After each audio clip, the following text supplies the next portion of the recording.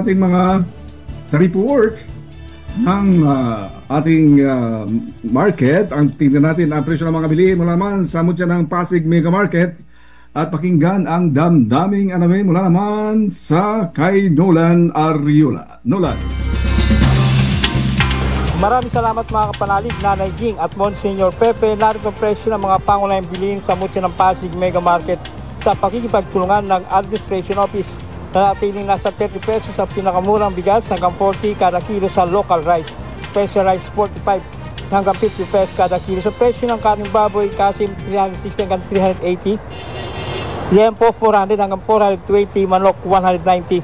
Sa presyo ng mga isda, bangus 220, tilapia 130 pesos kada kilo, tulingan 220, galunggong 240, hiwas 200, dilis 200 pesos kada kilo, tawilis 160, patambaka 280, alumahan 260, yellowfin 240, dalagang bukid 240, pampano 380 pesos kada kilo, flying fish 200, sapsap 200 pesos, tamban 100 pesos kada kilo, orilis 200 pesos kada kilo, bakoko 260, loro 200 pesos kada kilo. Sa presyo ng mga gulay, tumaas ang presyo ng kamatis sa dating 60 ang kada kilo. Ito ngayon ay naging 100 hanggang 120 pesos kada kilo. Sibuyas na pula 180 hanggang 200, sibuyas na puti 180 hanggang 200, bawang 180 hanggang 200 pesos kada kilo, kalamasi 60 hanggang 65, luya 240 hanggang 250, patatas 100 hanggang 200 pesos kada kilo, luya 180 hanggang 200, patatas 100 hanggang 200 pesos kada kilo, carrots 300. Balik sa dating presyo ang Baguio beans 140 hanggang 160. Ganun din ang pechay Baguio 100 hanggang 120, sayote 100 hanggang 120, kalabasa 100 hanggang 120, sitaw 130 hanggang 140 pesos kada kilo, ang palaya 100 hanggang 120, talong 100 hanggang 120, pechay Tagalog 70 hanggang 100 pesos. Siling pula 600 hanggang 700, repolyo 140 hanggang 160, broccoli 300 hanggang 350 pesos ang kada kilo.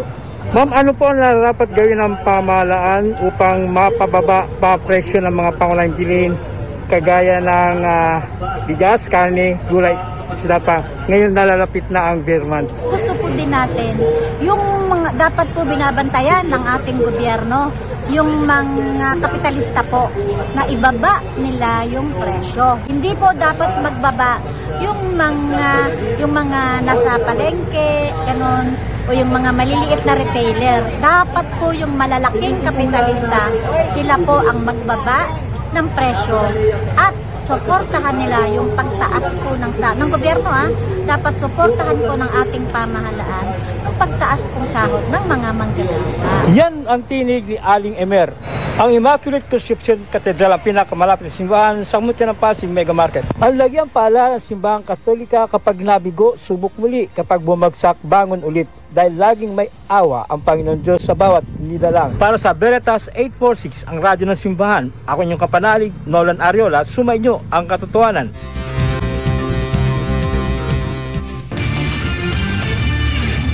Veritas Pilipinas.